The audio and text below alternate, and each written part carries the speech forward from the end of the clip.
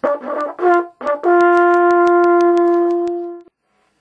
evening, ladies and gentlemen. I'd like to welcome you to Plain Truth. We are Americans, and we don't crawl on our bellies for anybody.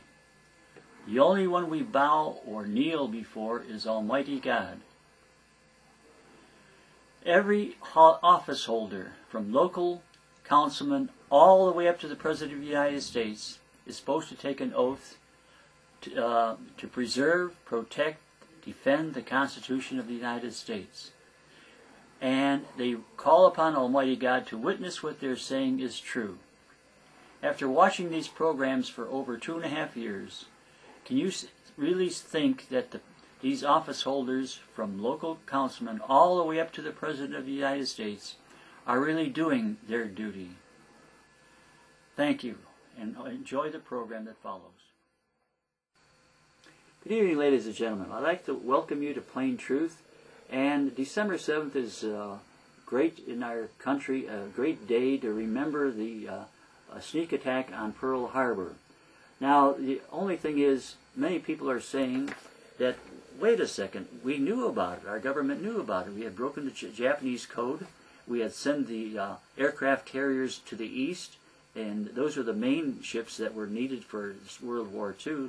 Battleships were more or less obsolete, and those were the ones that were so massacred and devastated. And of course the thousands of Americans, that sailors and soldiers that died, those were not obsolete. But did we know it was coming? And we know now that they had broken the Japanese code, that they knew that the Japanese were coming. And they allowed it to happen so that we would be incensed that this attack happened at Pearl Harbor. Well, Admiral Kimmel was in charge of Pearl Harbor, as well as General Short, and they were blackballed and given all kinds of hard time because they were in charge, and they allowed this to happen.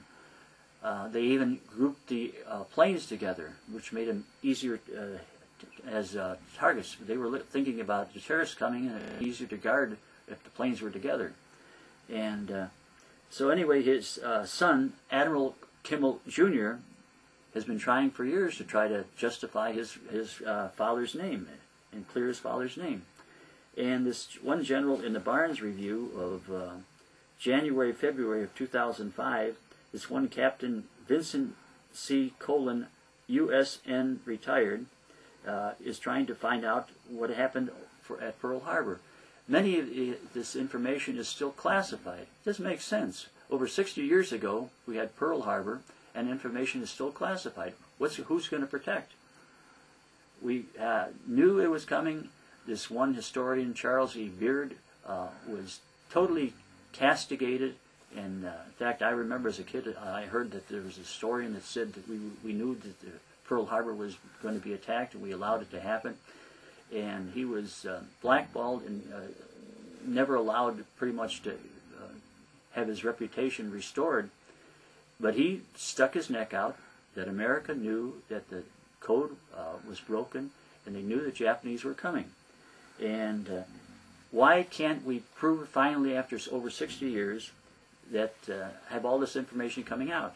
We don't want any more Pearl Harbors. We don't want any more 9/11s without all the information coming out. I mean, for heaven's sake, over 60 years ago, we don't know about Pearl Harbor, all the information. Let's finally have a good review of it. So please, thank you for watching it. Please check into it, and let's keep it. The price of freedom is eternal vigilance. Let's keep an eye on our democracy, because our democracy is not going to be around here very much longer. Our republic is not going to be around here. Our freedom is not going to be around here if people don't speak up and start checking into what's happening with our country. Thank you very much for watching.